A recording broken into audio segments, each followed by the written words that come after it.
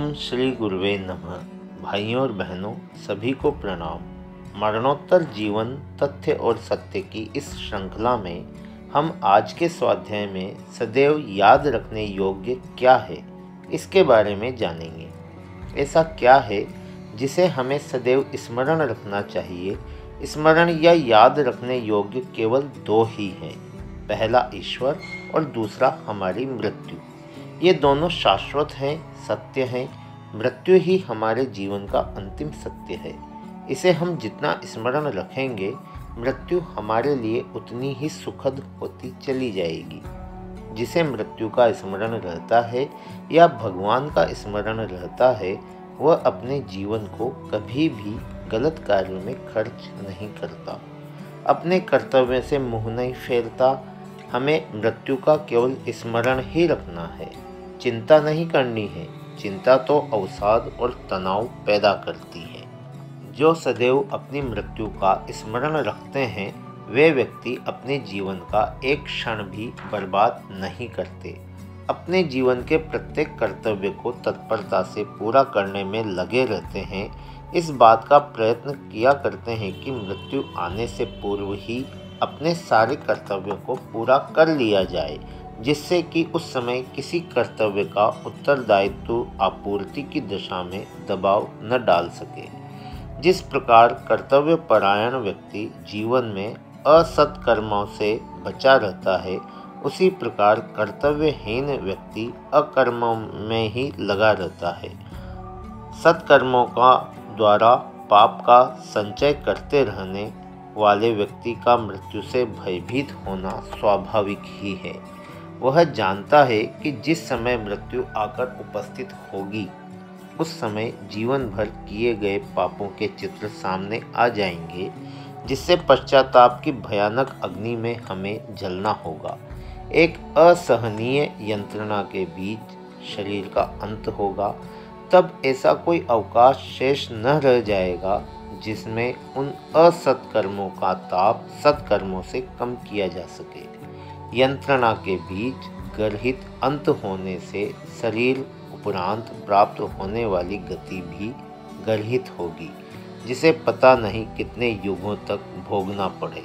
इस भयानक संभावनाओं से अकर्तव्यवान व्यक्ति का भयभीत होना स्वाभाविक ही है।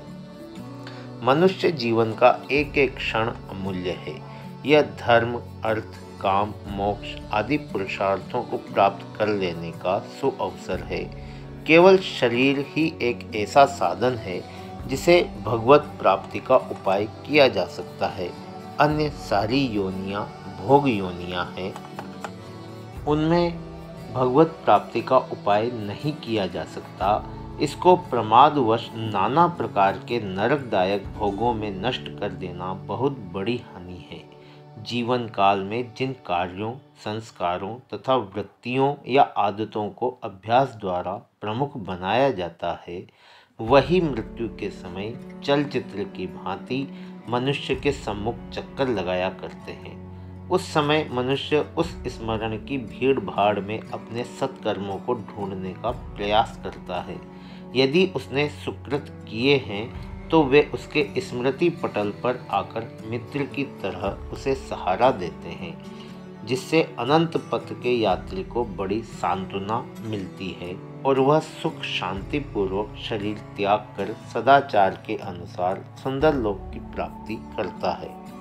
इसके विपरीत जीवन के खाते में जिसने सत्कर्मों का संचय नहीं किया है, जिसने दुष्कर्म ही किए हैं और बड़े चाव से दुष्कर्म करने में ही लगा रहा है, उसे मृत्यु के समय खोजने पर उस असहाय काल में कोई सहारा नहीं मिलता। उसे अपने चारों ओर अपने दुष्कर्मों ही प्रेत पिशाचों की तरह विकराल रूप रखकर नाचते और अट्टहास करते हुए दिखाई देते हैं। उसे ऐसा लगता है मानो उसके दुष्कर्म उस पर व्यंग करते हुए कह रहे हैं, हे मूर्ख मनुष्य, हमको सुखदायी समझकर जो जीवन भर तूने हमें पाला है, तो अपनी उस मूर्खता का परिणाम अब देख ले और युग युगांतरों के लिए जाकर नरक की यातना भोग। निसंदेह दुष्कर्मों के लिए वह जितना भी भयानक रहा होता है उतना ही भयानक होता है। इसलिए सावधान पुरुष अपने जीवन के खाते में सत्कर्मों का ही संचय करने का प्रयास करते हैं, जिससे अंतिम काल में उन्हें भय यातना से मुक्ति मिलती रहती है। मृत्यु के भय से बचने का एक सीधा सरल सा उपाय है सत्कर्मों का या अच्छे कर्मों का संचय करना। शास्त्रोक्त और लोकोक्त अपने निर्धारित कर्तव्यों का पालन करना ही सुकृत्य माना जाता है। इसका ज्ञान मनुष्य को सहज ही हो जाता है।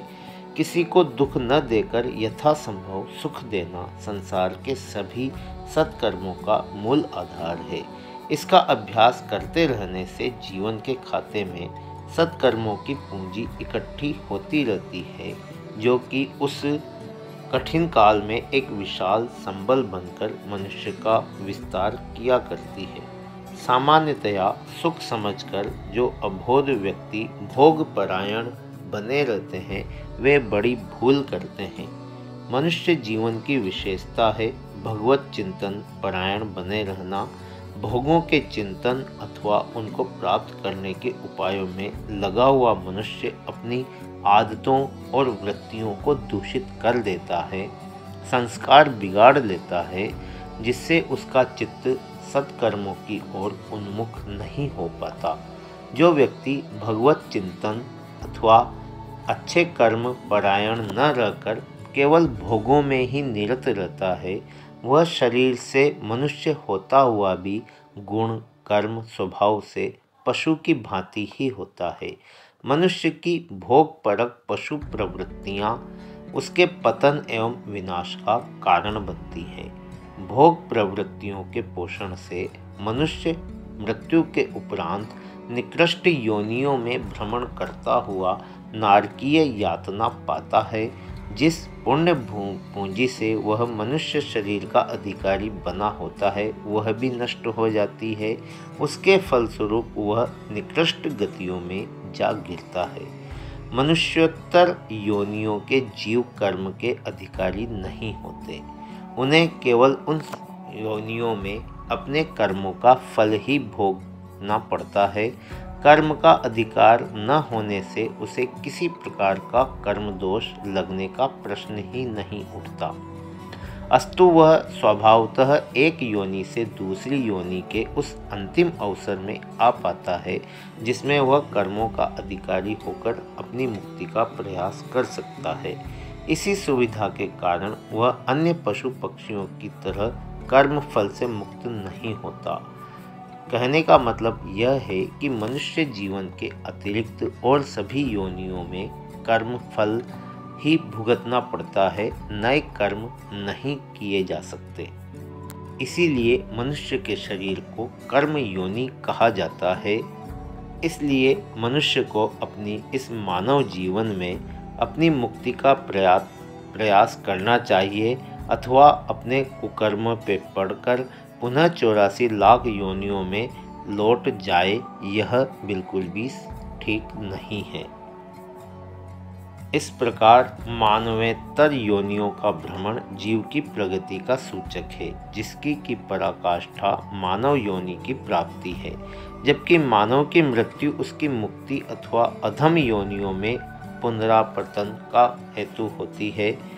मनुष्य योनि में आकर जीव या तो अपने सत्कर्मों द्वारा भगवान को प्राप्त करके मुक्त हो जाएगा, अथवा असत कर्मों द्वारा गिरकर फिर से अधोगति में चला जाएगा। इस प्रकार मनुष्यतर प्राणियों की मृत्यु साधारण प्रगति मात्र होती है और मनुष्य की मृत्यु या उसके चरमोत्थान का हेतु बनेगी अथवा परम पतन की।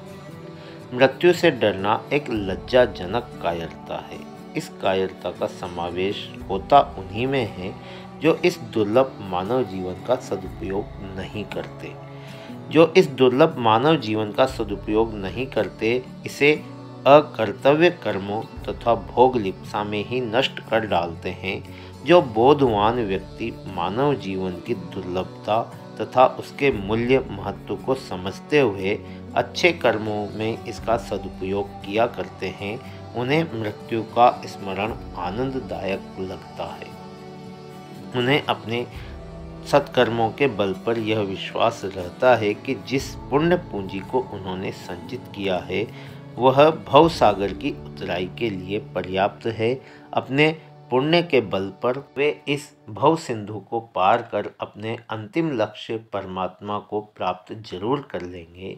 यदि इस पुण्य पूंजी में कुछ कमी रह गई है तो पुराना शरीर छोड़कर नया शरीर धारण करेंगे और आगे की यात्रा वहीं से प्रारंभ होगी। अगले शरीर के अवसर पर वे और अधिक जीवन साधना करके अपने परम लक्ष्य को प्राप्त जरूर कर लेंगे। इस प्रकार पुण्यात्मा पुरुष को मृत्यु की कल्पना से भय तो क्या बल्कि एक आनंद की प्राप्ति होती है। भाइयों और बहनों, आज के स्वाध्याय को यहीं समाप्त करते हैं। आशा है आपने इसे ध्यानपूर्वक सुना होगा। यदि आपने हमारे चैनल जीवन लक्ष्य को सब्सक्राइब नहीं किया है तो सब्सक्राइब पर क्लिक करके ऑल का बटन जरूर दबाएं ताकि हमारी सभी वीडियो के नोटिफिकेशन आप तक पहुंच जाएं। आशा है आप सभी लोगों का सहयोग हमें लगातार मिलता रहेगा।